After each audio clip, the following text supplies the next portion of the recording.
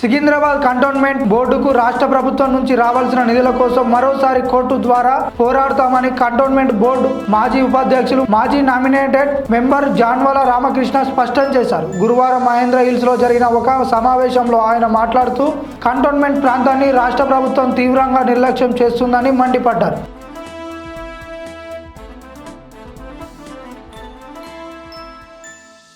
సంబంధించిన పత్రికలు ఏం చేయాలో మరి మీరు వెళ్ళారు. దానికి ఈరోజు సికింద్రాబాద్ కంటోన్మెంట్ బోర్డు అనే ఒక వ్యవస్థ నాతో సహా అనేక మంది లీడర్లకు గుర్తింపు తెచ్చింది. ఈరోజు రామకృష్ణ ఏంటిది అంటే సికింద్రాబాద్ కంటోన్మెంట్ బోర్డుకు సంబంధించిన మెంబరు, లేకపోతే వైస్ ప్రెసిడెంట్ ఉండే, లేకపోతే నామినేటెడ్ మెంబర్ అనే ఒక గుర్తింపు కేవలం సికింద్రాబాద్ కంటోన్మెంట్ బోర్డు ద్వారా మా అందరికి చెందింది. మరి అసొంటి ఒక ఆర్గనైజేషన్ ఈరోజు ఇబ్బంది పాలవుతుంది. ఎందుకంటే ఫండ్స్ లేవు. రాష్ట్ర ప్రభుత్వం గతంలో కేసీఆర్ గారు కానీ ఈరోజు రేవంత్ రెడ్డి గారు కానీ ఒక్క బుడ్డ పైసా కంటోన్మెంట్ డెవలప్మెంట్కి ఇస్తలేరు. మరి ఇవన్నీ దృష్టిలో పెట్టుకొని కంటోన్మెంట్ బోర్డు ఫైనాన్షియల్ పరిస్థితి బాగలేదని కొంతమంది ఉన్నత అధికారులు మా దృష్టికి తీసుకురావడం జరిగింది. మరి దాంట్లో భాగంగా ఏవైతే గతంలో మేము ఒకసారి కోర్టుకు పోయి టీపీటీ ఛార్జెస్ దాదాపు 100 కోట్లు వసూలు చేసినాము. మరి ఈరోజు కూడా ఆ ఛార్జెస్ అన్ని కూడా ఈరోజు రేవంత్ రెడ్డి గారి ప్రభుత్వం కూడా ఇస్తలేదని కోర్టుకు పోవాల్సిన జరిగింది. నేను ఇటీవల ప్రెస్ మీట్లో కూడా మీకు అందరు కూడా వెల్లడించిన దాంట్లో కంటెంప్ట్ ఆఫ్ కోర్ట్ వేసిన అని, దాంట్లో చాలా సీరియస్గా ఆర్డర్ వచ్చిందని. మరి ఈరోజు ఆర్డర్ వచ్చింది. రేపు 10వ తారీఖు రాష్ట్ర ప్రభుత్వం సంబంధించిన ఫైనాన్స్ సెక్రటరీ సందీప్ కుమార్ సుల్తానియా గారిని కోర్టుకు హాజరు కామని ఉత్తర్వులు జారీ అయినాయి. అదే కాకుండా కోర్టు ఎంత సీరియస్ గా తీసుకుంది. ఎందుకంటే గతంలో 2-3 సార్లు ఈ విధంగా వార్నింగ్ ఇవ్వడం జరిగింది. ఫస్ట్ టైం ఫామ్ 1 అనే ఒక అధికారికి ఇష్యూ అయింది కంటోన్మెంట్ బోర్డు విషయంలో. మరి ఆ ఫామ్ 1 అధికారం ఏంటంటే దాంట్లో క్లియర్ గా రాసింది, ఈ వాయిదాకి అంటే రేపు 10వ తారీఖు జరిగే కోర్టు వాయిదాకి తప్పకుండా రా. అదే కాకుండా ఈ కేసు సంబంధించిన ఎన్ని వాయిదాలు ఉంటావో అన్ని వాయిదాలకు నువ్వు తప్పకుండా నువ్వే రావాలా అని కూడా క్లియర్ గా ఉత్తర్వులు జరిగింది. మరి నాకు పూర్తి నమ్మకం ఈ కంటెంప్ట్ ఆఫ్ కేసు తర్వాత దాదాపు కంటోన్మెంట్ బోర్డుకి 65 కోట్ల నుంచి 75 కోట్ల దాకా వెంటనే రిలీజ్ అవుతాయని నాకు పూర్తి నమ్మకం.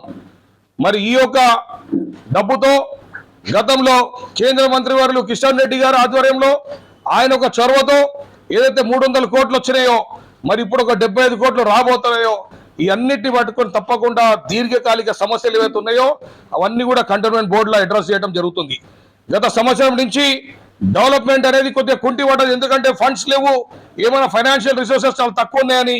మరి తప్పకుండా ఈ యొక్క ఫండ్స్ తోని, ఈ యొక్క నిధులతోని కంటోన్మెంట్ ప్రాంత ప్రజలందరికీ కూడా ఏవైతే డెవలప్మెంట్ ఆగిందో అవన్నీ కూడా చేపడతాం జరుగుతాయని మీ అందరు కూడా హామీ ఇవ్వడం జరుగుతుంది.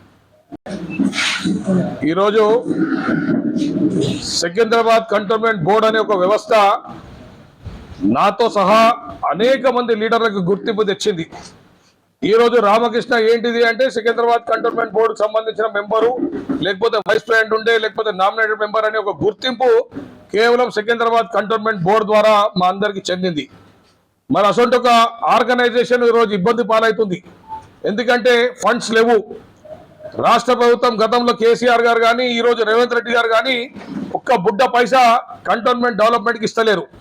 మరి ఇవన్నీ దృష్టిలో పెట్టుకొని కంటోన్మెంట్ బోర్డు ఫైనాన్షియల్ పరిస్థితి బాగలేదని కొంతమంది ఉన్నత అధికారులు మా దృష్టికి తీసుకురావడం జరిగింది. మరి దాంట్లో భాగంగా ఏవైతే గతంలో మేము ఒకసారి కోర్టుకు పోయి టీపీటీ ఛార్జెస్ దాదాపు 100 కోట్లు వసూలు చేసినాము. మరి ఈరోజు కూడా ఆ ఛార్జెస్ అన్ని కూడా ఈరోజు రేవంత్ రెడ్డి గారి ప్రభుత్వం కూడా ఇస్తలేదని కోర్టుకు పోవాల్సిన జరిగింది. నేను ఇటీవల ప్రెస్ మీట్లో కూడా మీకు అందరు కూడా వెల్లడించిన దాంట్లో కంటెంప్ట్ ఆఫ్ కోర్ట్ వేసిన అని, దాంట్లో చాలా సీరియస్గా ఆర్డర్ వచ్చిందని. మరి ఈరోజు ఆర్డర్ వచ్చింది. రేపు 10వ తారీఖు రాష్ట్ర ప్రభుత్వం సంబంధించిన ఫైనాన్స్ సెక్రటరీ సందీప్ కుమార్ సుల్తానియా గారిని కోర్టుకు హాజరు కామని ఉత్తర్వులు జారీ అయినాయి. అదే కాకుండా కోర్టు ఎంత సీరియస్ గా తీసుకుంది. ఎందుకంటే గతంలో 2-3 సార్లు ఈ విధంగా వార్నింగ్ ఇవ్వడం జరిగింది. ఫస్ట్ టైం ఫామ్ 1 అనే ఒక అధికారికి ఇష్యూ అయింది కంటోన్మెంట్ బోర్డు విషయంలో.